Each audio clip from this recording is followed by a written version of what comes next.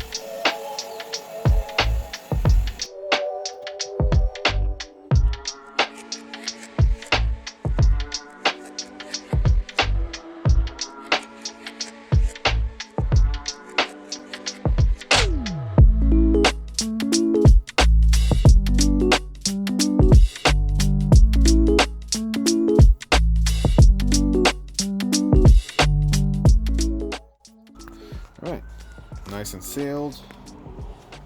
Mostly sealed, but it doesn't have to be perfect. But here I have the vacuum installed. And now I'm gonna test out how well this sucks. So let's see, I could do a nice test here. Just so you know I'm not cheating. This is how it looks without any sawdust. So I'm gonna drop the sawdust without the vacuum on. We'll see where it falls, and if it just remains around here, that's what I expected to happen.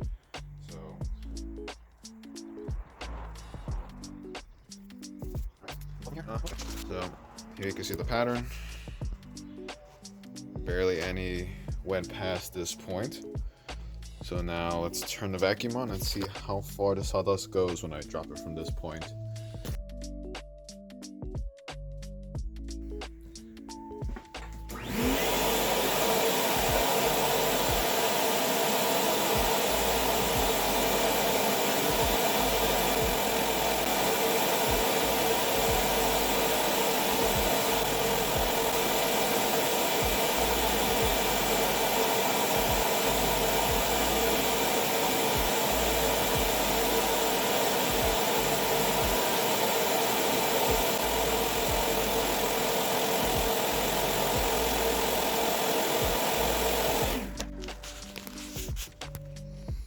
As you can see, look at all that sawdust now. A lot of it got pulled in. This display, yeah, this kind of helps. So yeah, look at that. I didn't move my hand compared to the last time, but look how much sawdust got collected. I don't know. Yeah, there we go. That's a nice way of depicting it. So this definitely has some really good suction. So it's definitely a nice improvement to sawdust collection. So, yeah, that's about it. If you want to see how I did the prototype for the cardboard version, I'll put a link in the description, and I'll probably put a card up in the video. But thanks for watching. Hope you guys enjoyed the video. Have any questions, let me know. If you have any questions, let me know down below. And yeah, thanks again and take care.